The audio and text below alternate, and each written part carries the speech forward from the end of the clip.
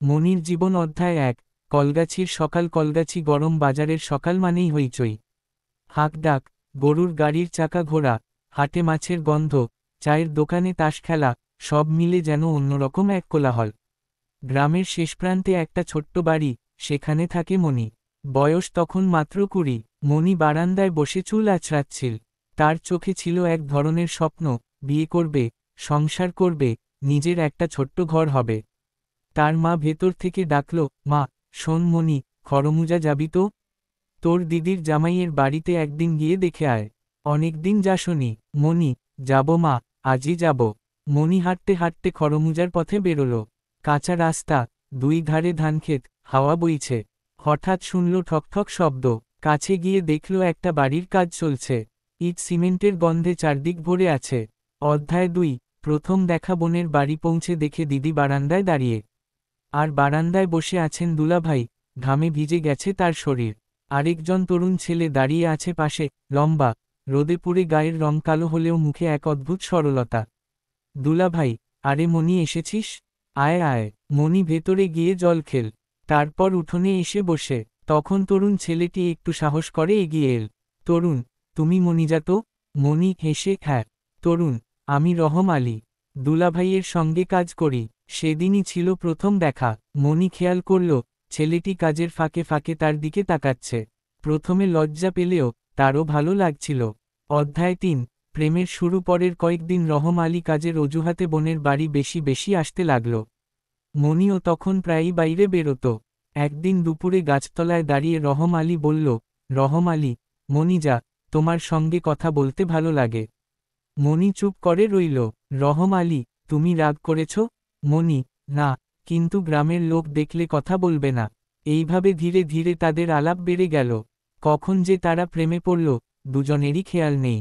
অধ্যায় 4। বিয়ে। গ্রামের মানুষ কানাঘুষা শুরু করল। একদিন মনির মা শুনে ফেলল। প্রথমে রাগ করলেও পরে বুঝলেন রহম আলী খারাপ ছেলে নয়। একদিন সাদামাটা বিয়ে হয়ে গেল। 5 জন লোক, 2টো মালা, আর গ্রামের মোল্লা।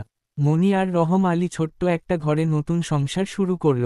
অধ্যায় 5। সুখ দুঃখের দিন। বিয়ের প্রথম কদিন ছিল সুখের। রাতভর গল্প করত তারা। মনি রান্না করত, রহম আলী হাসি মুখে খেত। কিন্তু দিন যত গেল, সংসারের খরচ বাড়ল।